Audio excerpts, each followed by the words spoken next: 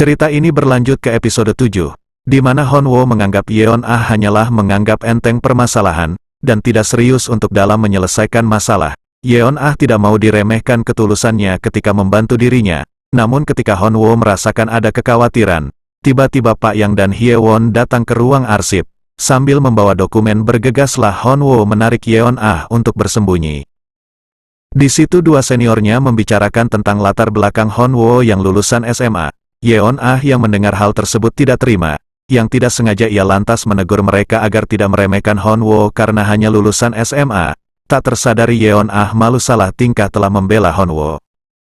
Sementara di lain tempat di mana Lee Sung Ju suatu kebetulan bertemu dengan Han Jae Kyun yang sudah lama tak bertemu, di situ Han Jae Kyun datang untuk penjamuan apresiasi kepada orang-orang yayasan yang mendapat beasiswa dari Tail Accounting. Sebelum meninggalkan tempat, Lee Sung Ju akan menemui dirinya. Ia ingin membahas sesuatu dan butuh mata tajam dan wawasan Han Jae Kyun tentang sesuatu yang masih dirahasiakan. Ia akan segera menghubungi, dan segera berkunjung ke Tail Accounting. Di pagi hari Jisoo, diam-diam menyimpan hasil rekaman video. Percakapan antara dirinya dengan ketua partai Yo In Ho. Alasan sertifikat hak paten, agar dipastikan kepala FSC lolos di sidang dengar pendapat yang akan segera diadakan di Majelis Nasional. Karena dengan posisi Yo In Ho di Komisi Informasi, Jisoo akan memilih jurnalis dan akan memberitakan ucapan Yo In Ho melalui garis partai untuk memprioritaskan kesejahteraan publik. Kemudian ketika menuju kantor Honwo dan Seungju memberitahu, jika mempunyai hak paten mereka tidak perlu membayar pajak lagi, dan Honwo penasaran kenapa Jisoo mengumpulkan orang-orang semua ini. Di kantor tiba-tiba Song Yo Jin mengagetkan Seungju. Song Yo Jin mengomel kenapa manajer proyek penjualan bisa-bisanya pergi ke bandara untuk menghentikan kesepakatan penjualan yang tak masuk akal.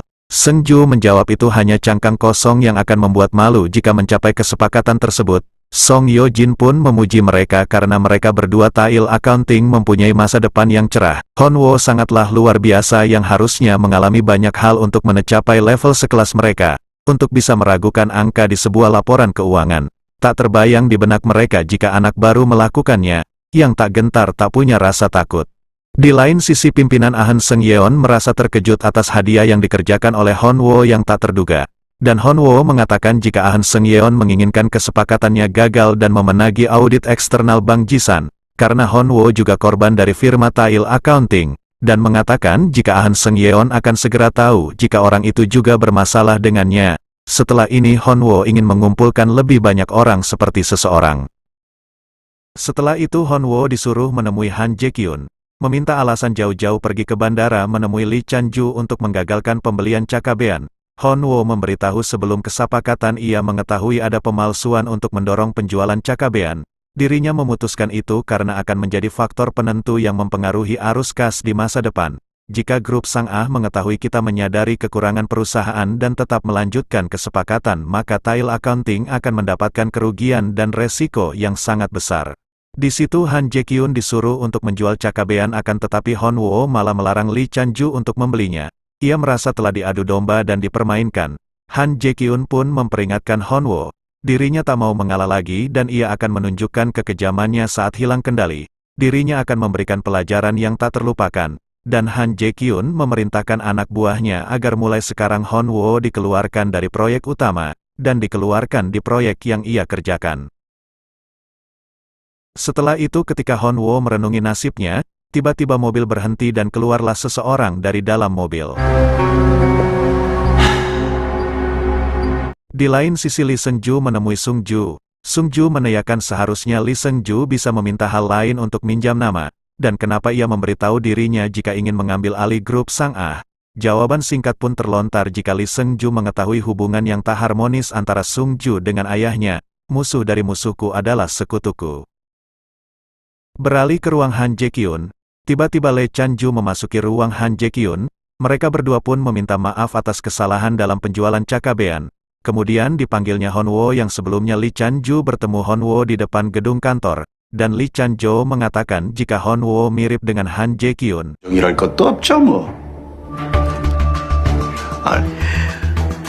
Kemudian mereka membahas saham yang mulai terpuruk dan saatnya Lee Chan-ju untuk mewarisi hak manajemen dan memikirkan usia bongsu. Di situ saat menuju ruangan Hyung-woo, Han Jae-kyun memberi peringatan terakhir pada Honwo, agar mengingat perkataannya. Di perjalanan kakak beradik bertemu antara Lee Chan-ju dan Lee Seung-ju. Kakaknya yang bertanya namun Lee Seung-ju tak menggubrisnya. Lee Chan-ju yang merasa diremehkan pun marah-marah, sehingga terlontar kata rentenir ditujukan ke Lee Seung-ju. Yang tak terima dari perkataan rentenir, Lee Seung-ju berucap, bagaimana seorang adik bisa mengalahkan kakaknya hanya karena berurusan dengan uang kotor. Di situ Seung-ju berkata kepada ayahnya, salah siapa yang membuat lulusan luar negeri yang seharusnya menjadi pemegang perusahaan, bukannya malah ditaruh sebagai manajer pabrik tepung. Saat Lee Chan-ju yang berada di toilet, datanglah Lee Seung-ju. Kepala Lee Chan-ju pun dimasukkan ke tempat pembuangan air kencing. Lee Seung-ju memperingatkan jika dirinya akan merebut grup Sang Ah dari putra sulung yang bodoh. Lee Seung-ju mengingatkan dulu Han Jae-kyun yang menurunkan jabatannya, maka dia akan memperkerjakannya kembali, bukan kakaknya yang bodoh. Dan terjadilah kejar-kejaran antara mereka, di mana Lee Chan-ju menabrak mobil yang ditumpangi oleh Lee Seung-ju. Sementara pada malam hari, Pak yang menangis merenungi nasibnya, jika dirinya telah didiagnosis gangguan penglihatan yang bisa mengakibatkan kebutaan, yang disebabkan keracunan metanol akut dari pabrik. Di pagi harinya Seung-ju menjenguk Lee Seung-ju, sementara Jisoo, Honwo serta Ahn Seung-yeon menjenguk Lee Chan-ju.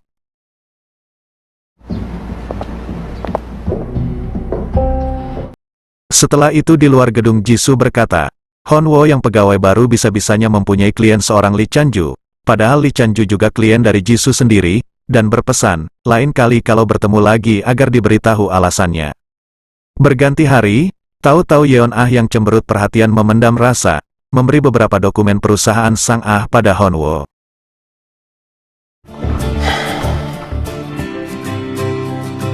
Dengan rasa penasaran Honwo menghampiri dan membuat salah tingkah pada Yeon Ah.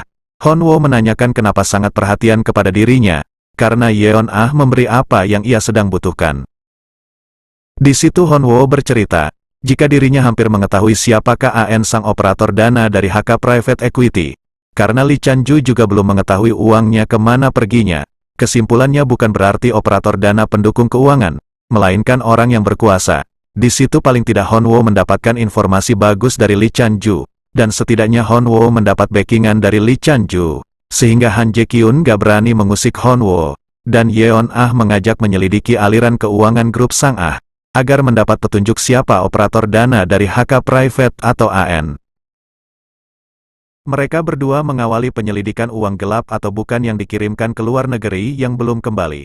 Dana yang cukup besar yang mempengaruhi ekuitas swasta akan meninggalkan jejak di laporan keuangan. Maka penyelidikan fokus pada investasi besar di real estate luar negeri, saham, penerbangan, dan pengiriman. Dan akhirnya Honwo menemukan data aset wujud dan tak terwujud.